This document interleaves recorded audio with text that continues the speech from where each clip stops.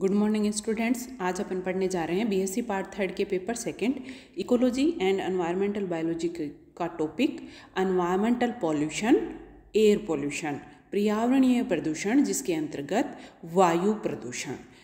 अपने सिलेबस में पर्यावरणीय प्रदूषण हैं जिनकी जनरल आउटलाइन पोल्यूशंस की अपनी सिलेबस में है, जिसमें अपने है air pollution, water pollution, soil pollution, noise pollution, radiation pollution. तो इनकी जनरल आउटलाइन अपने सिलेबस में है। पहले अपन सभी पोल्यूशंस, वायु प्रदूषण, जल प्रदूषण, नॉइज़ पोल्यूशन और सॉइल पोल्यूशन, रेडिएशन पोल्यूशन, इनकी अपन जनरल आउटलाइन पढ़ेंगे, जिसमें इनका इंट्रोडक्शन और इनके कारण, किस कारण से ये पोल्यूशंस होते हैं और कैसे इनसे बचा जा सकता है, बचाव। और अल्टीमेटली अपन सभी पोल्यूशन पढ़ने के बाद में इनके जो इफ़ेक्ट हैं, जो बुरे प्रभाव हैं प्रदूषण के सभी पूरे लिविंग किंगडम और अपने एनवायरनमेंट में, टोटल एनवायरनमेंट पे जो भी इफ़ेक्ट हैं वो अपन सारे बाद में पढ़ेंगे। पहले जनरल आउटलाइन पढ़ेंगे, जिसमें इंट्रोडक्शन और इनका कारण, जिस कारण से होते हैं, और इनके बचाव के उपाय। अब अपन आज देखेंगे, सबसे पहले अपन देखेंगे पोल्यूशन क्या होता है। इंट्रोडक्शन, पोल्यूशन का इंट्रोडक्शन कि पोल्यूशन क्या चीज़ है, एनवायरमेंटल पोल्यूशन किसे कहते हैं। तो एनवायरमेंटल पोल्यूशन एक वो स्थिति है जिसमें अवांछित परिवर्तन फिजिकल, केमिकल और बायोलॉजिकल कंपोजिशन जो नेचुरल एनवायरनमेंट का है, प्राकृतिक पर्यावरण का, जिसमें कि उसकी एयर, वाटर और सॉइल, इनका जो प्राकृतिक पर्यावरण है, इसके जो संगठन में, कंपोजिशन में, भौतिक, रासायनिक और बायोलॉजिकल, जैविक कंपोजिशन में जो भी अवांछित परिवर्तन हो जाता है उसे अपन एनवायरमेंटल पोल्यूशन, पर्यावरणीय प्रदूषण के अंतर्गत कंसीडर करते हैं। तो पोल्यूशन का मतलब सीधा सीधा ये है कि हार्मफुल, हानिकारक प्रदूषक एनवायरनमेंट को अनहेल्दी बनाते हैं सर्वाइव करने के लिए, वहाँ पे लिविंग ऑर्गेनिज्म के रहने के लिए। तो जो कारक जिम्मेदार होते हैं, जो परिवर्तन होता है नेचुरल एनवायरनमेंट में, चाहे वो फिजिकल फॉर्म हो, केमिकल हो या बायोलॉजिकल हो, जो ऐसा चेंज जिसकी वजह से नेचुरल एनवायरनमेंट, प्राकृतिक जो अपना पर्यावरण है वो डिस्टर्ब होता है, प्रदूषित होता है, वो सभी कारक पोल्यूटेंट्स कहलाते हैं। और पोल्यूटेंट्स के कारण अपना पर्यावरण जो है वो अनहेल्दी हो जाता है सर्वाइव, एक हेल्दी लाइफ जीने के लिए। और इसकी जो डेफिनेशन है वो national academy of science USA के द्वारा 1966 में पोल्यूशन की डेफिनेशन दी गई, जिसके अकॉर्डिंग एक अवांछित परिवर्तन जो कि नेचुरल एनवायरनमेंट है उसके फिजिकल, भौतिक, रासायनिक और जैविक लक्षणों में, जो कि वाटर, एयर और सॉइल, इन सब के भौतिक, रासायनिक और जैविक लक्षणों में अवांछित परिवर्तन ह्यूमन, मानव, जंतु और पादप, इंडस्ट्रियल प्रोग्रेस और लिविंग कंडीशंस और सांस्कृतिक जो अपनी संपदा है, उस सब को ये नुकसान पहुंचाते हैं। और ये जो अवांछित परिवर्तन है यही पोल्यूशन कहलाता है। तो पोल्यूशन का मतलब सीधा सीधा ये हुआ कि अनफेवरेबल अल्ट्रेशन, जो कि उपयुक्त नहीं होता है, और वो जो नेचुरल एनवायरनमेंट है उसको डिस्टर्ब करता है, जिसकी वजह, और मेनली इसका जो कारण देखा जाए तो लार्ज स्केल पे ये जो चेंज होने का कारण है ये ह्यूमन एक्टिविटीज़, जो मानव की क्रियाएं हैं, उन्हीं का बायो प्रोडक्ट के रूप में देखने में आता है। तो जिसकी वजह से जो अपना प्राकृतिक पर्यावरण है वो मानव की अपने फ़ायदे के लिए की जाने वाली जो भी क्रियाविधियां हैं उनकी वजह से पोल्यूशन होता जा रहा है। और इसका मेन अगर अपन बड़े स्केल पे कारण देखें तो यही है कि जो बढ़ती हुई पॉपुलेशन है और मेन का इवोल्यूशन होकर जो होमो सेपियन, जिसका दिमाग बहुत तेज है, जो मानव है, वो पॉपुलेशन बढ़ने के कारण रैपिड अर्बनाइजेशन हो रहा है, इंडस्ट्रियलाइजेशन हो रहा है, और जो नेचुरल हैबिटेशंस हैं वो चेंज हो रहे हैं सभी एनिमल्स के, और जो प्लांट लाइफ है, फ्लोरा और फोना, सभी चेंज हो रहे हैं। और वो जो महत्वाकांक्षी मानव है, इसकी बिना सोचे समझे की जाने वाली जो क्रिया विधियाँ हैं, जो कि अपने भौतिक विकास के लिए वो कर रहा है, मेन कारण यही है, जिसमें नुकसान किस तरह से पहुंच जाता है प्राकृतिक पर्यावरण को मानव। तो डिफोरेस्टेशन, इंडस्ट्रियलाइजेशन के लिए, अर्बनाइजेशन के लिए डिफोरेस्टेशन किया जाता है, जिसकी वजह से जो फ्लोरा और फौना है उसका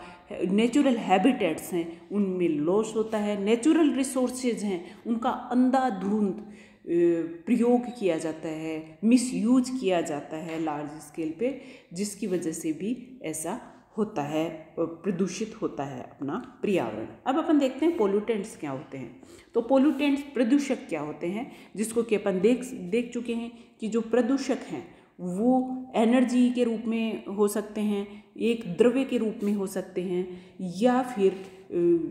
ऊर्जा के रूप में, जिसको कि अपन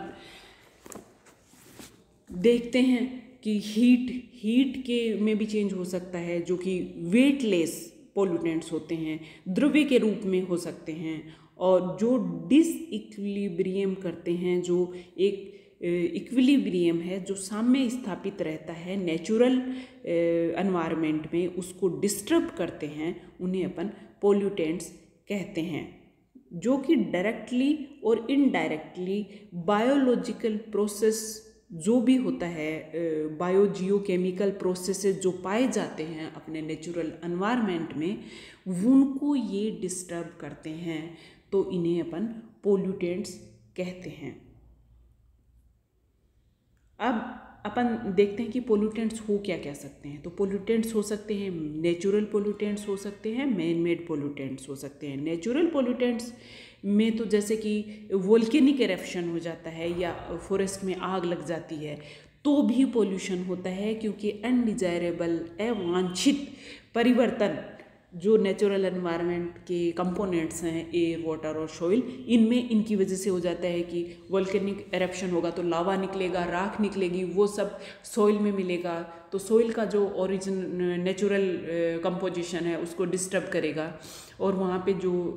फ्लोरा है उसको डिस्टर्ब, लावा है उसकी वजह से वहाँ का सारा फ्लोरा ख़त्म हो जाएगा, जल जाएगा। और फॉरेस्ट फायर में भी यही होता है कि जो फॉरेस्ट हैं वो जल जाते हैं, उनकी राख हो जाती है, जो सॉइल है उसमें बहुत ज़्यादा मात्रा में राख के मिलने की वजह से फिर वो उसका नेचुरल जो कंपोजिशन है वो डिस्टर्ब हो जाता है। अब दूसरा है मैन मेड पोल्यूटेंट्स। तो मैन मेड पोल्यूटेंट्स कौन से होंगे, जिसमें कि एक्सेस अमाउंट में ह्यूमन एक्टिविटीज़ के द्वारा जो मैटर है, जो द्रव्य है, वो नेचुरल एनवायरनमेंट में मिला दिया जाता है। और इसके लिए अपन सीधा अगर देखें तो जैसे ऑटोमोबाइल्स बहुत ज़्यादा बढ़ गए हैं, और इन ऑटोमोबाइल्स की बढ़ने के कारण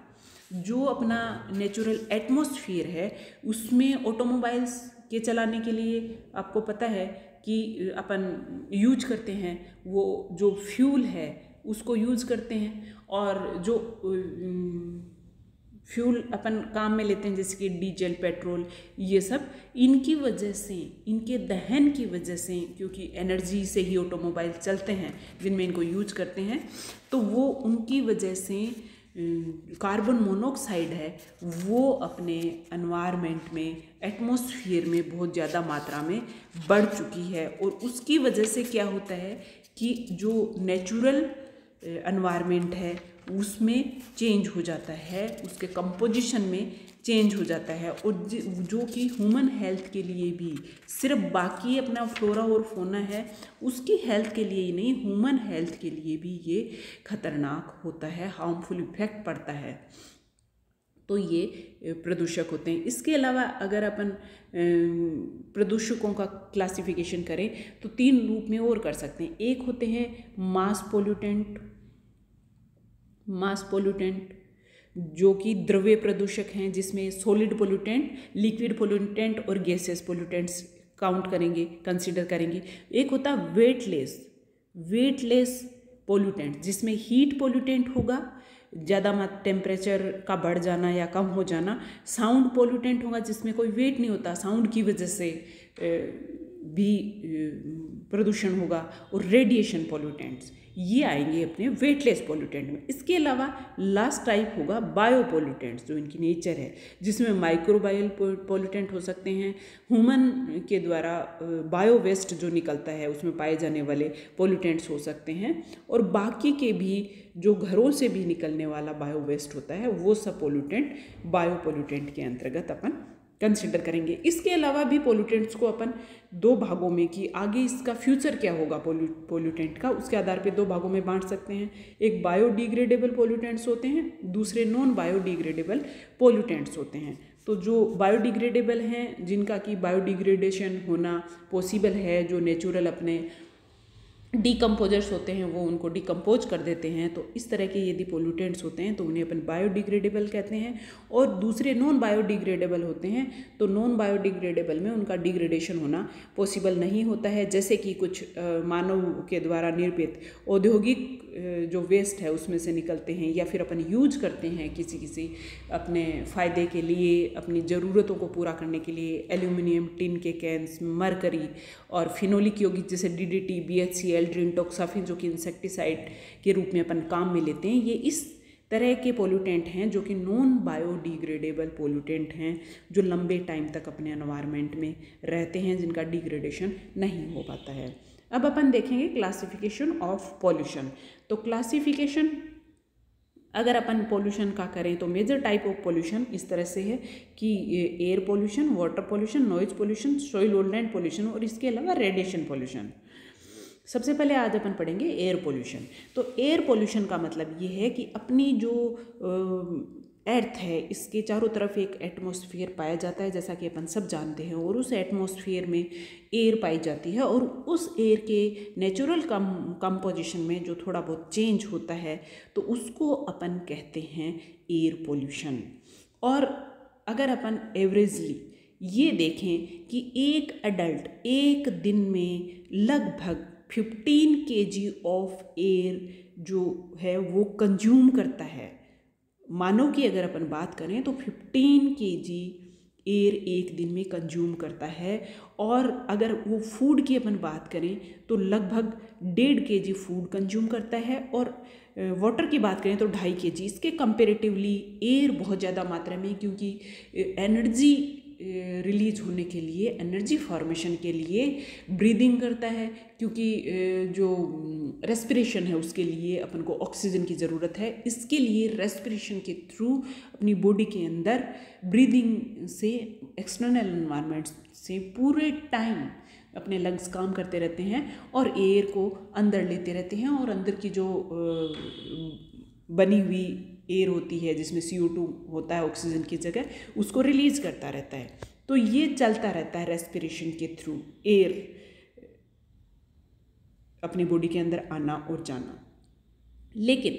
ये पोल्यूटेंट कब होती है एयर? तो अपन देखते हैं कि जैसा कि इस डायग्राम में देख लें, एयर पोल्यूशन का जब अपन मेनली बात करते हैं तो इंडस्ट्रियलाइजेशन, जो भी इंडस्ट्रीज़ हैं उनकी चिमनियों से निकलने वाला धुआं मेन जो है पोल्यूटेंट के रूप में काम में आता है, जिसमें बहुत सारी जहरीली गैस हैं जो नेचुरल एनवायरनमेंट में जिनका परसेंटेज बहुत कम है या है ही नहीं, वो बायो प्रोडक्ट के रूप में इंडस्ट्रीज़ से निकलती हैं, और अपने एनवायरनमेंट में उनका जो रेशियो है वो बढ़ जाता है। और जो रेशियो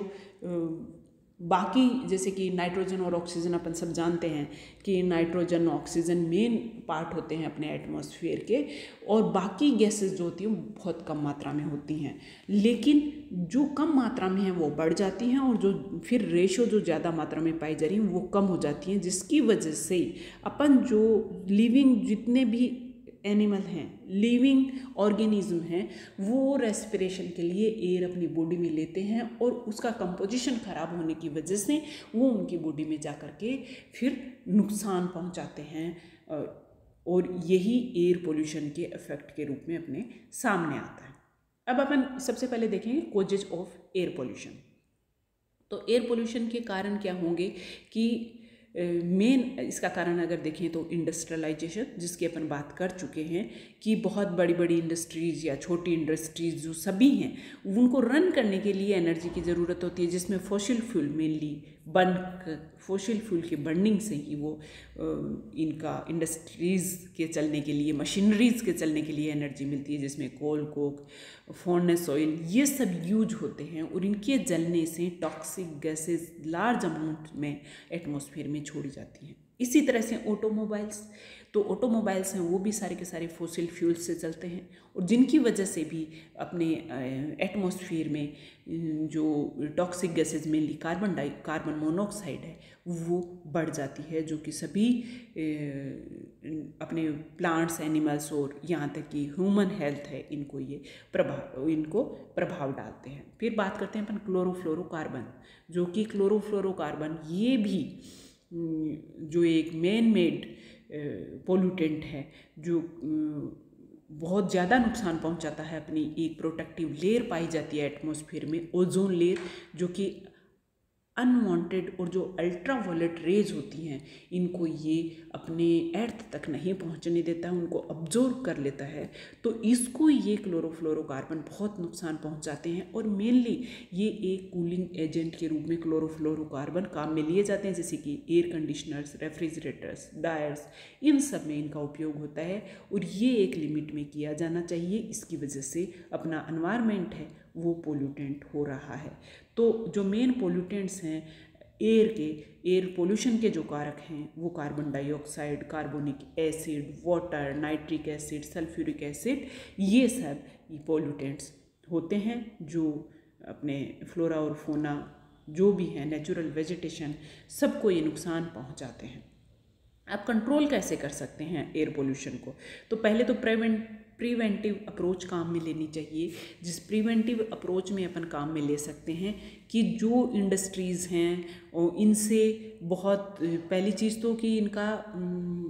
एयर पोल्यूशन हो ही नहीं। प्रिवेंटिव अप्रोच का मतलब है एयर पोल्यूशन को रोका जाए कि जिनकी वजह से हो रहा है उनका उन पोल्यूटेंट्स को एटमॉस्फेयर में नहीं मिलने दिया जाए। तो एक तो अपना एटमॉस्फेयर जो है वो जहाँ अपना एटमॉस्फेयर में अपनी गैसेस जो पाई जाती हैं इनके ऊपर जितनी भी इंडस्ट्रीज़ हैं इनका बहुत ऊंचाई पे चिमनियों की हाइट बहुत ज़्यादा होनी चाहिए, जिसकी वजह से हो ही ना। दूसरा जो कुछ कारण है जैसे कि गार्बेज बर्निंग है, जो कल्टीवेशन एरिया है, एफोरेस्टेशन है, इन सब को कंट्रोल किया जाना चाहिए। एफिशिएंट ट्रांसपोर्ट सिस्टम काम में लिया जाना चाहिए। ऑटोमोबाइल्स और इन सब का यूज एक हद के अंदर होना चाहिए जिससे कि पोल्यूशन ना हो। फिर दूसरी अप्रोच है डिस्पर्सल अप्रोच, जिसमें कि जो डिस्पर्शन है जैसे कि पोल्यूशन को प्रिवेंट करने के लिए जो चिमनियाँ हैं इंडस्ट्रीज़ की वो एटमॉस्फेयर की हाइट से ऊपर बढ़ानी चाहिए उनको, ताकि अपने एटमॉस्फेयर को ना करें। फिर तीसरा जो उपाय है वो कलेक्शन अप्रोच होनी चाहिए, जिसमें कि जो अपने पोल्यूटेंट्स हैं इनको कलेक्ट किया जाए, यूं ही ना छोड़ दिया जाए। तो एक तो उनका कलेक्शन किया जाए और उनका फिर बायोडिग्रेडेशन किया जाए प्रॉपर, ताकि वो नुकसान ना पहुंचाए। और फिर लास्टली जो ये अप्रोच है वो जो बहुत यूजफुल है वो लेजिस्लेशन अप्रोच। और लेजिस्लेशन अप्रोच जो विधिक अप्रोच है उसके अंदर ऐसे नियम बनाने चाहिए जिनकी वजह से एयर पोल्यूशन को कंट्रोल किया जा सके। और इसकी पहल पोल्यूशन जब पर्यावरण प्रदूषण बढ़ने लगा था तो अपने देश में, भारत में सबसे पहले स्वर्गीय श्रीमती इंदिरा गांधी जो पूर्व प्रधानमंत्री हैं, वो जब प्रधानमंत्री थी तो उन्होंने प्रदूषण को देखते हुए उस पर काबू पाने के लिए